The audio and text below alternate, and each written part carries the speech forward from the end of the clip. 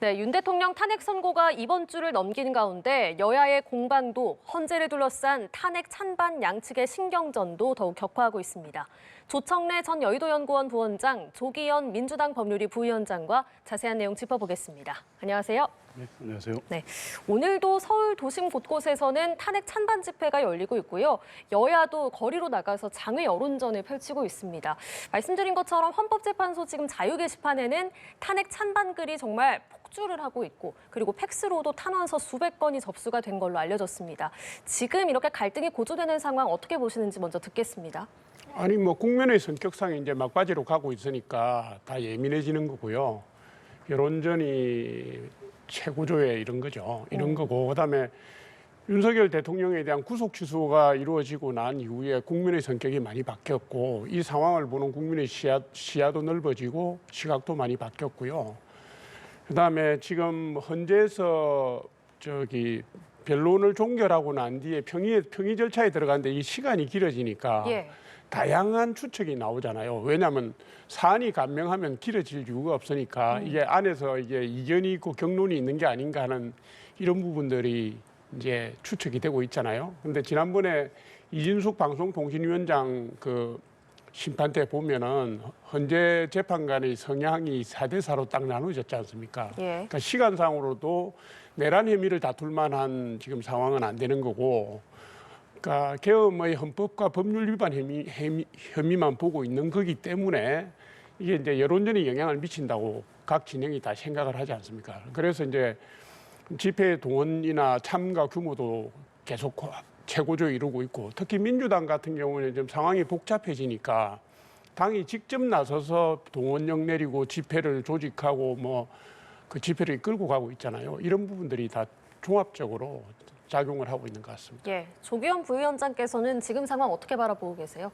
뭐 이런 의견을 표명하는 것 자체는 뭐 갈등이라고 보지는 않죠. 그냥 찬성, 탄핵의 찬성, 또 반대, 또 의견으로는 기각, 인용, 뭐 각하 여러 주장을 할 수 있고 헌법재판소 게시판에 글을 쓰건 뭐 팩스를 올리건 또 집회를 통해서 그런 주장을 하건 뭐 얼마든지 국민의 어떤 표현의 자유 측면에서 할 수 있는 일이고요.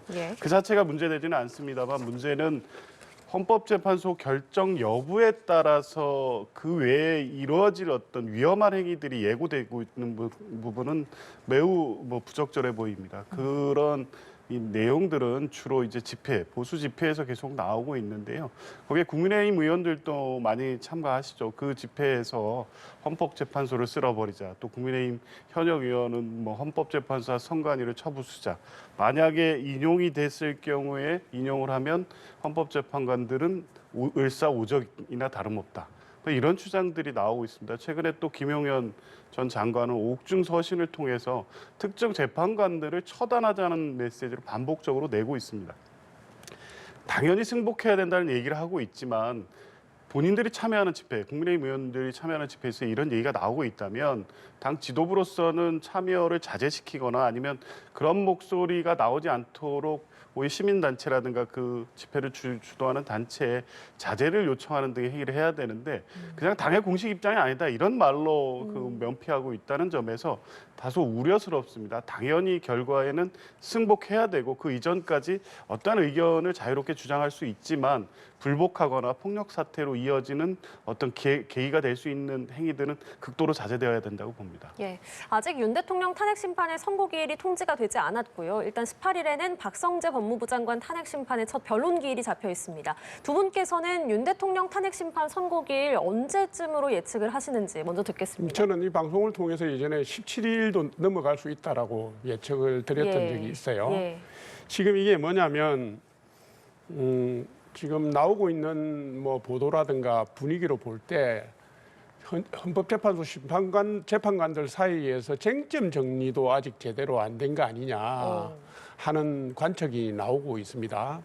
이게 탄핵 심판 변론 초기에 국회 대리인단이 내란죄 부분을 철회하겠다라고 얘기했는데 그때 법에 따른 규정이 없어서 헌재 재판관들이 나중에 따로 판단을 하겠다라고 하고 넘어갔거든요. 내란죄 혐의를 철회하는 부분 혹은 적용하는 부분과 관련된 입장도 지금까지 나온 게 없고요. 지금 이제 그 쟁점이라는 게 그 비상사태 인정 여부하고 계엄령 요건의 적법성 부분하고 내란죄 적용 가능성 이 세 가지인데 이 세 가지에 대한 각각 그 안건에 대한 재판관들의 쟁점 정리도 아직 안 됐을 수가 있습니다. 그래서 평의를 거치고 평결 과정을 거치고 결정문 초안 만든 다음에 선고로 가는데 제일 첫 번째 단계에서 평의 자체가 길어지고 있기 때문에요. 저는 그 중간에 상황 변화도 많이 있었지 않습니까? 뭐 예를 들면은 뭐 곽종군 특전사령관의 그 해유 논란도 있었고, 그 다음에 그 메모, 오염 메모 논란도 있었고, 뭐 구속 취소, 그 다음에 뭐 각종 국가 비상사태에 준하는 상황을 만든 걸로 보여지는 줄탄핵에 대한 줄기각 사태 이런 게 있었기 때문에 이게 이제 좀 한 방향으로 수렴되기가 쉽지 않다. 그래서 저는 다음 주보다 더 한 주 정도 더 밀릴 가능성도 있다 이렇게 저는 예측을 합니다. 그러면 다다음 주도 가능하다고 보십니까? 저는 그렇게 봅니다. 알겠습니다. 선거 언제쯤 나올 걸로 예상하세요? 저도 뭐 지난주까지는 17일 가능성을 얘기를 했는데요. 현실적으로 17일은 어려울 것 같습니다.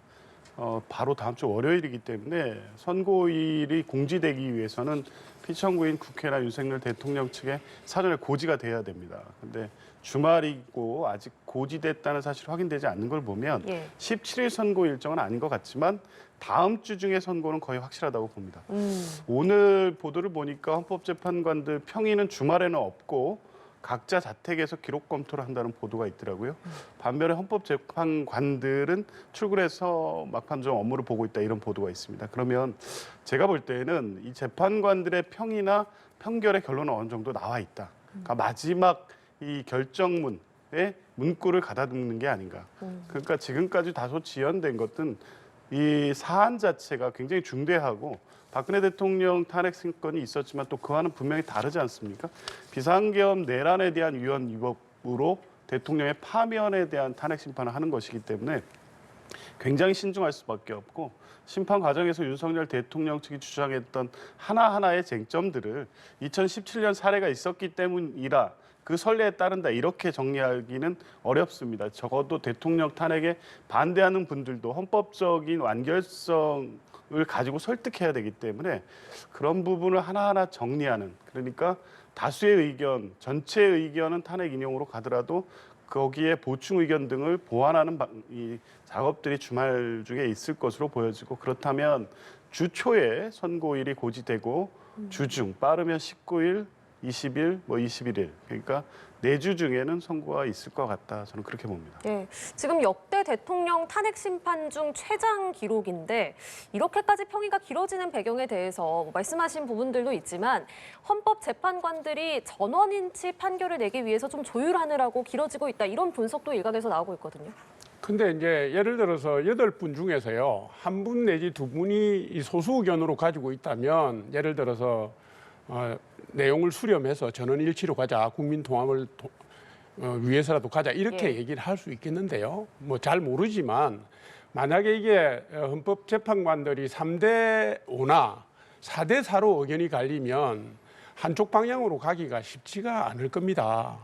제가 볼 때는 이게 각하 결정을 내리는 경우라면, 재판 성립이 안 된다고 각하 결정을 내리는 경우라면 전원일치로 가기가 수월한데요.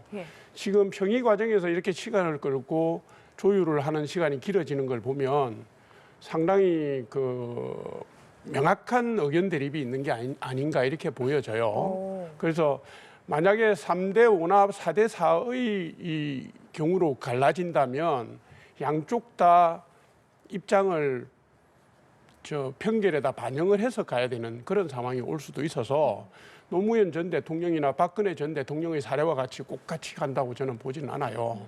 다른 결론이 나올 수도 있겠다. 저는 이렇게 예상하고 있습니다. 예, 저희가 지금 추측밖에 해볼 수가 없는 상황인데 저도 추측이죠, 말씀처럼 명확한 의견들이 뭐 3대 5나 4대 4로 돼가지고 지금 평의가 길어지는 것인지 아니면은 그냥 7대 1 정도인데 전원일치로 만들기 위해서 조금 길어지는 것인지 이 부분에 대해서는 어떻게 생각하세요? 저는 의견이 인용과 기각이 갈려 있다고 보지는 않습니다.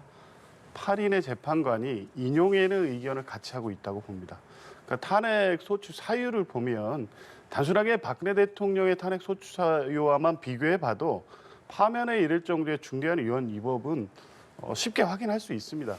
그런 측면에서 보면 그 외에 다른 사유로 기각할 만한 사정들이 보이지 않기 때문에 재판관들이 적어도 탄핵을 인용한다는 의견 일치까지는 돼 있을 것이다. 근데 다만 말씀드린 대로 그렇다고 하면 이제 의견이 일치된 의견이 하나의 결정문으로 나올 수 있느냐, 그거는 좀 다른 문제입니다. 말씀드렸다시피 보충 의견을 통해서 예를 들면 이 소추 동일성, 내란죄 제한 부분을 계속 주장하면서 각하 주장을 하고 있지 않습니까? 이제 각하 여부에 대한 판단을 함에 있어서는 그 재판관들의 의견이 조금씩 다를 수 있습니다. 각하 사유가 안 된다는 것에는 전원이 동의를 하지만 소추 사유의 동일성 문제에 대한 판단을 조금씩 달리하는 부분이 있기 때문에 이에 대해서는 재판관 여러 명이 보충 의견을 계속 낼 가능성이 있고요. 각각의 쟁점 관련해서 그런 것들이 많이 나올 가능성이 있습니다.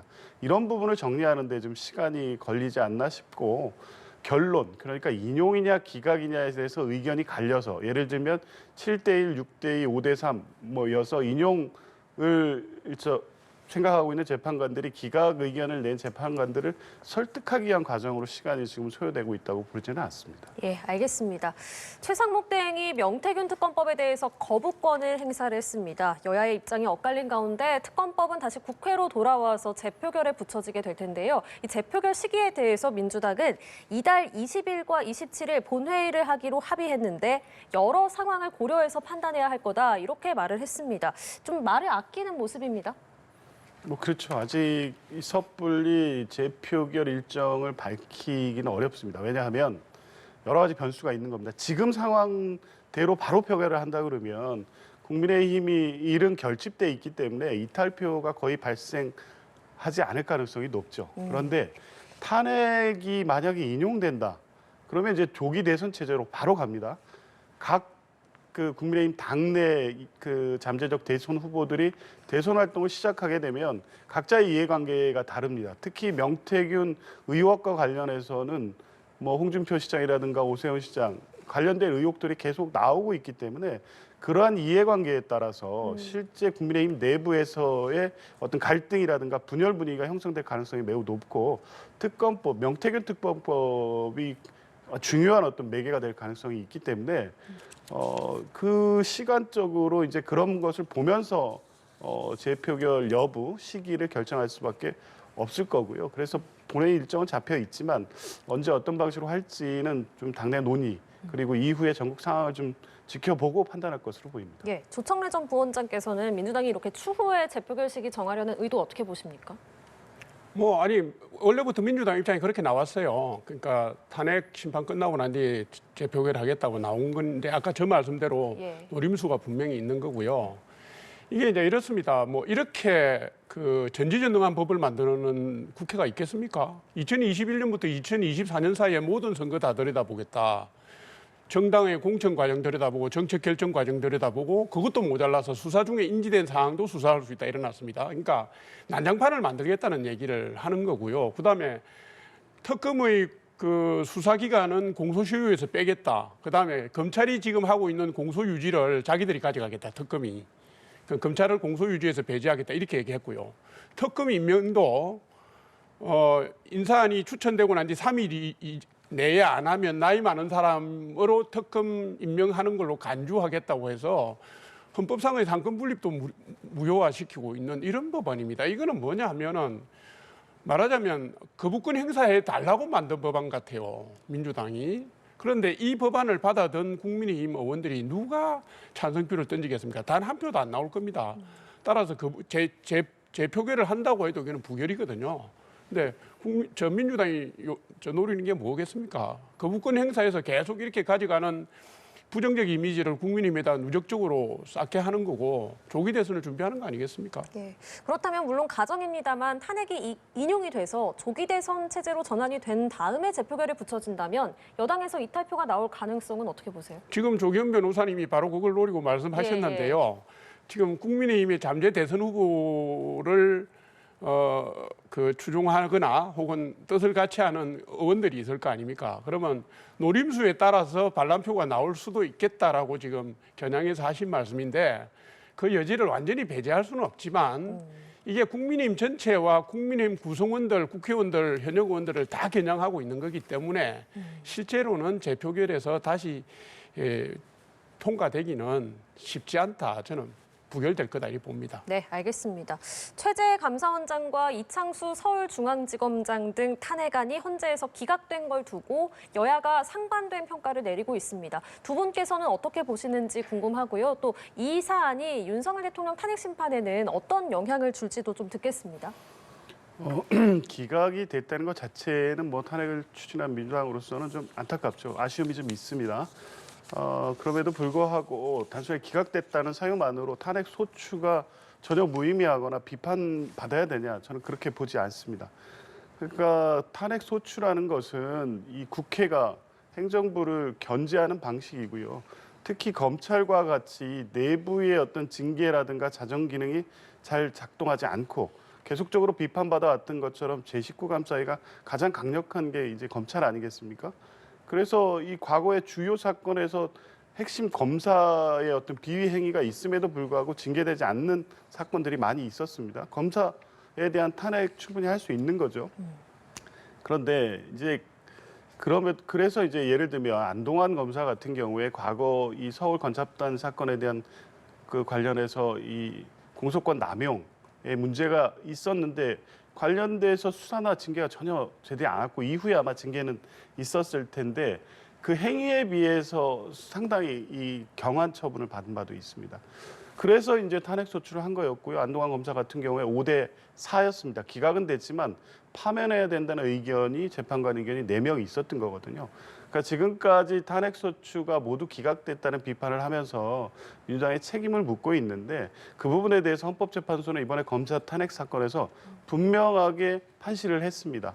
국회가 적법한 절차를 통해서 탄핵 소추를 의결하고 그리고 피소추자인 검사 내지 뭐 감사원장이 위법에 대한 어느 정도 소명이 있다고 하면 국회로서는 그런 위법을 확인하고 또 향후에 그런 위법 사항이 발생하지 않도록 하기 위해서 탄핵 소추를 할 수 있는 것이고 이러한 탄핵이 이 소추권의 남용에 해당되지 않는다라고 판시를 했습니다. 이 얘기는 뭐냐면 윤석열 대통령이 민주당의 계속적 탄핵을 비상계엄의 사유로 삼고 그래서 이 판결이 비상계엄의 정당성을 확인했다. 이렇게 주장하고 있는데 전혀 사실이 아닌 거죠. 헌법재판소는 민주당의 탄핵 자체가 위법하다고 판단하지 않았고요. 오히려 윤석열 대통령이 비상계엄의 정당성, 그러니까 헌법 77조의 요건에 해당되는 주장에 대해서 이 주장을 받아들이지 않는 결정을 이 사건에서 한 겁니다. 영향을 미친다면 탄핵을 인용하는 방향으로 영향을 미치지 기각됐다는 사유 때문에 탄핵이 기각되거나 이렇게 연결될 가능성은 없다고 봅니다. 조청래 부원장님 의견도 듣겠습니다. 아니 뭐 적법하다고 얘기를 하는데요. 우리가 이제 민주주의라는 게 법과 제도 외에도 바람직한 관행이라든가 합의 문화라든가 수기 민주주의의 여러 가지 절차들이 있습니다. 그런데 이제 민주당이 합법을 가장해서 민주주의의 전통과 국회 민주주의 전통과 수기 민주주의를 파괴하고요. 그다음에 행정부 마비라든가 사법부의 혼란을 가중시키는 그런 역할을 해온 건 사실이지 않습니까? 29건 발의하고 13건 통과시켜서 그중에 8건이 지금 줄기각이 됐는데 이게 이제 이 줄탄핵 사태가 국가 비상사태에 준하는 상황을 만들었는지 안 만들었는지에 대해서는 헌재가 판단을 아직까지 내린 적이 없고요. 그래서 이 부분과 관련해서 그 민주당이 적법을 운운하는 것은 맞지 않다. 저는 이렇게 생각하고요. 그다음에 이게 그 국가 비상사태를 규정하는 부분으로서 윤석열 대통령 측이 줄탄핵을 이미 공언을 얘기를 했었고 명확하게 밝혔고요. 국민들이 줄탄핵 되는 걸 보면서 굉장히 부정적이고 비판적인 인식을 민주당에 대해서 갖고 있어요.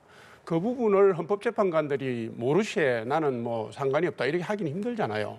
지금 이 여론전에도 영향을 받고 계실 텐데 그래서 저는 이런 일련의 상황들이 헌법재판소 심판에도 영향을 미친다 거다 이렇게 봅니다. 알겠습니다. 두 분 말씀은 여기까지 듣도록 하겠습니다. 조청래 전 여의도연구원 부원장, 조기현 민주당 법률위 부위원장과 함께했습니다. 고맙습니다.